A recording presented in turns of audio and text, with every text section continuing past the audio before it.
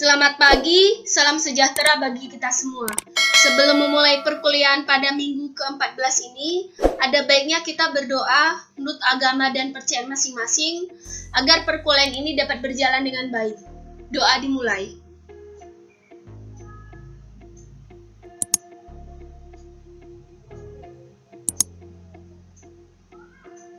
Doa selesai. Baiklah, untuk memulai teori Nirmana Dwimatra yang akan dilaksanakan pada tanggal 2 Desember 2020 itu untuk kelas DG 1C, kemudian tanggal 3 Desember 2020 itu untuk kelas DG 1B, dan terakhir tanggal 4 Desember 2020 itu untuk kelas DG 1A ya. Kita mulai dari judul awalnya, itu adalah bentuk dan semiotika atau lambang dan tanda. Jadi pada materi kali ini lebih banyak akan saya jelaskan terkait gambarnya, perbedaan dari semua teori ini ya. Yang pertama itu adalah bentuk semiotik yang bertautan dengan warna. Pada bentuk semiotik yang bertautan dengan warna ini itu ada 5 contoh gambar yang akan saya sampaikan di sini ya pada minggu ke-14 ini. Yang pertama itu dari keberkalaan ukuran. Itu ada besar kecil, tinggi rendah, panjang pendek. Kemudian ada juga yang kedua, keberkalaan arah. Itu ada vertikal, diagonal, dan horizontal. Kemudian yang ketiga itu ada keberkalaan tekstur. Itu ada kasar halus, kasar licin, kasar lunak. Kemudian ada juga keberkalaan gerak. Itu atas bawah, kanan kiri, depan belakang. Dan yang terakhir itu ada keberkalaan jarak. Itu renggang rapat, lebar sempit. Dan ada juga warna dingin yang berada di depan dan warna panas yang berada di belakang. Ini semua penjelasan ini adalah gambar ya. Akan saya mulai. Yang pertama itu keberkalaan ukuran. Itu ada besar kecil, tinggi rendah, dan panjang pendek. Keberkalaan ukuran sendiri itu memiliki 3 karakter, yaitu di sini mulai dari besar kecil ya. Bisa dilihat dari tampilan visualisasi ikannya. Jadi yang pasti pertama kali kalian lihat secara spontan itu adalah ukuran dari kepala ikan yang besar ya, ada 2 ikan yang besar. Tapi ketika diteliti dengan baik itu ada ikan yang kecil-kecil yang di sekeliling ikan yang kepala ikan tersebut gitu ya. Oke, itu adalah keberkalaan ukuran. Kemudian di sini ada keberkalaan tinggi rendah.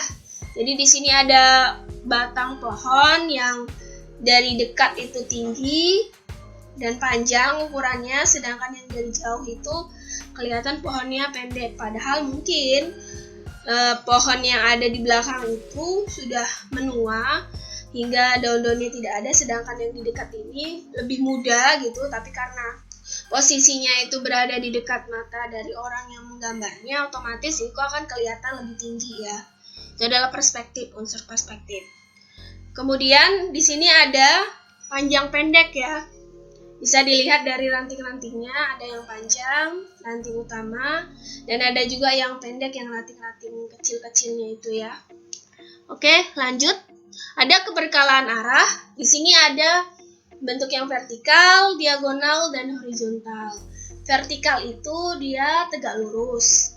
Diagonal itu mereng, kemudian horizontal itu datar gitu ya. Jadi keberkalaan arah memiliki 3 karakter, yaitu pertama ini adalah bentuk vertikal ya, lurus dia. Biasanya untuk vertikal ini diterapkan untuk orang-orang yang pengen memiliki tubuh yang lebih langsing dan tinggi. Untuk di fashionnya ya, ketika ada sebuah baju dengan motif vertikal seperti ini, itu otomatis membuat seseorang itu menjadi tinggi dan lebih langsing. Kemudian di sini ada yang diagonal ya. Diagonal itu mereng-mereng. Jadi untuk diagonal sendiri itu jika diperhatikan dengan seksama itu akan memberikan efek yang memori tampilan matanya itu agak sedikit sakit, karena apalagi yang contoh yang saya buat ini dia lebih rapat-rapat diagonalnya ya. Oke. Dan seperti memancar gitu ya efeknya, karena disusun menjadi sebuah kotak pada setiap diagonal ini. Kemudian yang ini horizontal. Pada horizontal sendiri itu datar. Untuk yang horizontal, ketika digunakan untuk fashion, pakaian baju, ketika motif horizontal hadir, itu akan menunjukkan orang tersebut yang memakainya itu lebih melar gitu atau pendek. Ini untuk horizontal, tepat untuk orang-orang yang terlalu tinggi ataupun terlalu kurus ya. Oke, lanjut di sini ada kebergalaan tekstur. Itu ada kasar halus, kasar licin, dan kasar lunak. Jadi kebergalaan tekstur ini memiliki 3 karakter juga. Kita mulai dari kasar licin dulu ya. Sini kita bisa lihat efek licinnya itu ketika marmernya ya, marmer yang jadi garisnya itu, lengkung-lengkungan itu kita dipegang itu pasti licin. Sedangkan yang batu-batu kerikil itu pasti memiliki tekstur yang kasar gitu ya. Oke, lanjut. Di sini ada tekstur kasar halus ya. Dari kasar halus di sini ketika diraba daunnya itu akan kelihatan halus, tapi ketika diraba bunganya itu akan kelihatan kasar dia. Kemudian di sini ada kasar lunak ya. Jadi bisa dilihat kalau tekstur roti itu kan lunak dia, lembut. Sedangkan yang di luarnya itu ada seperti topping-toppingnya yang kacang-kacangan, dari kacang-kacangan itu kelihatan kasar ketika diraba ya. Oke, lanjut. Yang keempat ini adalah keberkalaan gerak. Pada keberkalaan gerak sendiri itu dari atas bawah, kanan kiri, dan depan belakang ya. Keberkalaan gerak itu memiliki 3 karakter juga ya. Ini atas bawah ya. Bisa dilihat susunan dari daun-daunnya itu dibuat searahnya itu tidak beraturan gitu ya. Kelihatan atas bawah, segala arah itu mungkin ya. Kemudian di sini ada yang ini adalah motif keberkalaan gerak dari depan belakang ya. Bisa dilihat bunganya tersebut yang kelihatan besar itu lebih ke depan dan yang kecil itu lebih ke belakang ya. Kemudian di sini ada yang keberkalaan gerak dari kanan kiri. Bisa dilihat ya, antara kanan dan kirinya itu sama. Oke, lanjut. Ini ada keberkalaan jarak, itu ada renggang rapat, lebar sempit ya. Di sini ada keberkalaan dari jarak tersebut, kelihatan banget bagian rambutnya itu lebih rapat, sedangkan bagian bajunya itu lebih renggang ya. Oke, lanjut pada gambar yang kedua. Di sini ada visualisasi dari keberkalaan jarak itu lebar sempit. Dari lebar sempit ini bisa dilihat dari visualisasi ketika dilihat pada bagian balon udara yang pada bagian kiri bawah itu lebih lebar.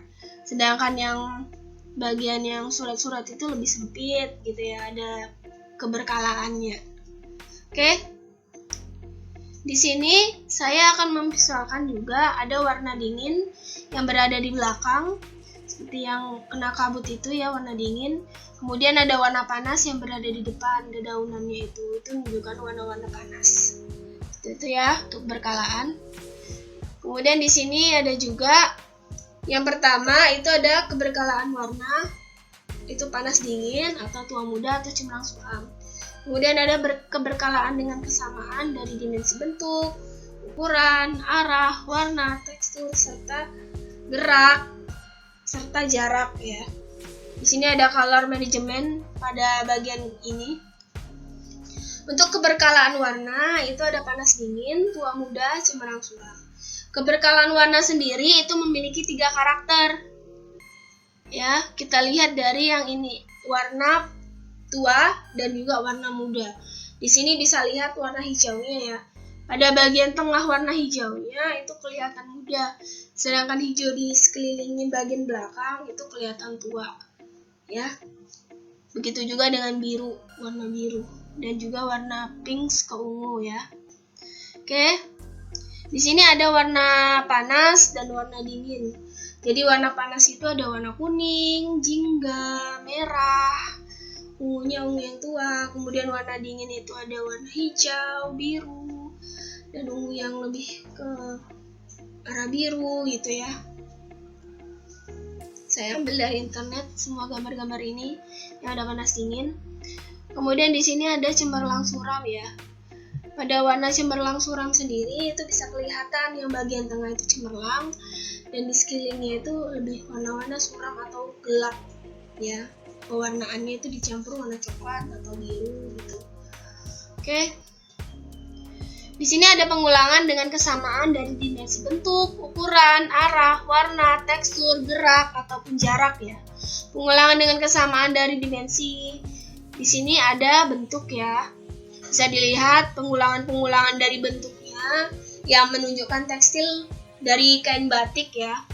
Ini bentuknya berulang-ulang. Kemudian di sini ada ukuran ya. Bisa dilihat dari ukuran bunga-bunganya itu ada yang besar, ada yang kecil gitu ya. Yang bagian tengah itu lebih besar, sedangkan bagian 4 bagian yang melingkari tengahnya itu lebih kecil gitu ya. Kemudian ini arah. Jadi di sini arah bisa kelihatan arah dari bentuk-bentuk yang saling mengulang. Jadi bisa dilihat arah-arah dari kedutan-kedutan garis-garis yang berulang ini ya. Kemudian di sini ada warna ya. Jadi bentuk-bentuk yang sama itu membuat visualisasi warna yang berbeda-beda. Di sini ada tekstur, jadi bisa dilihat tekstur-tekstur dari saya ngambil bentuk ini karena saya berpikir bahwasannya ukiran-ukiran itu memiliki tekstur ya. Oke, kemudian yang ini yang gerak, bisa dilihat pergerakan dari motif-motifnya. Kemudian yang terakhir itu ada jarak, jadi penyusunannya itu tidak sama matematis ya, ada memiliki jarak. Ada yang longgar, ada yang rapat gitu dari jarak-jaraknya. Oke, ini sekedar mengingatkan saja untuk tugas wajib dan tugas rutinnya. Jika seluruh tugas rutin dan wajib sudah di ACC, maka tugas tersebut dapat dikumpulkan pada minggu ke-14. Jadi saya minta paling akhir itu akhir ujian UAS itu semua portofolio sudah harus ada sampai kampus karena penilaian akan saya buat di situ. Setelah penilaian selesai, nilai akan saya berikan ke prodi dan akan diserahkan ke Jakarta, Polimedia Jakarta ya. Jadi setelah UAS ini portofolionya yang sudah dijilid box dan saya terima gitu ya. Jika tugas-tugas yang sudah di ACC dan kumpulkan di minggu ke-14 maka penilaiannya tinggi untuk tugas prakteknya ya. Ini tugas praktek untuk mendongkrak nilai. Sekali lagi saya ingatkan untuk tugas wajib itu memang harus didokumentasikan, sedangkan rutin tidak perlu. Seluruh karya tersebut itu sudah dijadikan portofolio seperti yang saya tunjukkan di awal perkuliahan ketika kontrak kuliah diberikan ya. Jika ada pertanyaan mengenai materi silakan disampaikan langsung di grup ya. Oke, sampai ketemu di semester 2. Kerjakanlah ujian minggu depan dengan baik. Semoga ujiannya lancar dan mendapat nilai yang baik. Oke, saya akhiri perkuliahan dengan assalamualaikum warahmatullahi wabarakatuh.